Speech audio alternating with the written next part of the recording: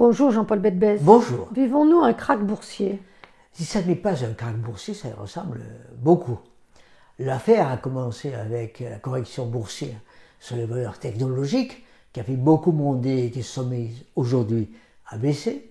Ensuite, ça s'est étendu aux grands indices boursiers, le Dow Jones américain, le DAX allemand et le CAC 40 français.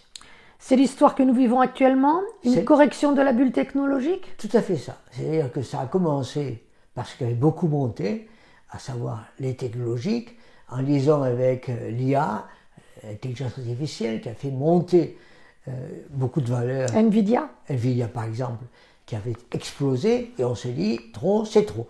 Et donc aujourd'hui, on essaie de trouver quelque chose qui soit plus normal. Mais ce n'est pas seulement ça. Mais ce n'est pas que ça. Et la nouveauté, ça a été qu'à côté des valeurs technologiques qui se sont mises à baisser, il y a eu des interrogations qui sont arrivées sur le Japon. Le Japon a une croissance modeste, sinon faible, et une croissance faible aidée par des taux d'intérêt négatifs. Donc il les a montés. Et ces taux d'intérêt négatifs ont aidé la croissance japonaise, ont fait monter la dette japonaise, et le Japon a dit ça ne peut pas continuer, et donc il faut monter nos taux. Et donc on a des interrogations du style qu'est-ce qui va se passer drame. Dans ce pays. Donc drame. Donc drame. Et à cause du Japon, il y a eu un effet domino mondial? Quand vous ajoutez technologique plus Japon, vous dites il y a quelque chose qui est en train de se dérégler dans le système économique mondial. Et il y a encore quelque chose d'important.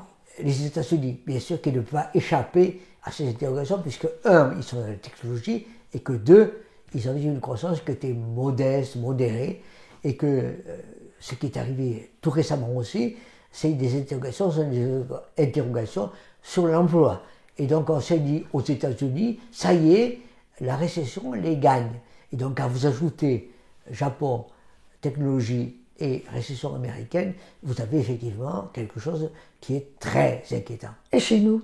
Et chez nous, on ne peut pas échapper évidemment à ces interrogations, à ces inquiétudes, à cette morosité ambiante, d'autant plus que la Chine aussi. D'autant plus que la Chine elle-même inquiète. Donc on voit bien que le monde est en train d'avoir un ralentissement économique, social, financier, plus géopolitique. On voit bien à quel point nous ne pouvons pas échapper nulle part aux interrogations qui apparaissent. Comment s'en sort-on? On s'en sort, comme toujours, par des baisses de taux d'intérêt.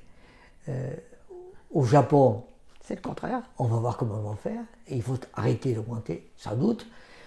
En zone euro, en septembre, c'est fait. Une nouvelle fois. Christine Lagarde va devoir baisser les taux d'intérêt et sans doute le faire ensuite plus que prévu en fin d'année. Et aux États-Unis, c'est obligatoire en septembre et aussi en fin d'année 2 fois ou 3 fois, beaucoup plus qu'ils avaient pensé le faire. Tout simplement parce qu'il n'y a pas d'autre solution financière que baisser ces taux d'intérêt pour sortir d'une crise majeure.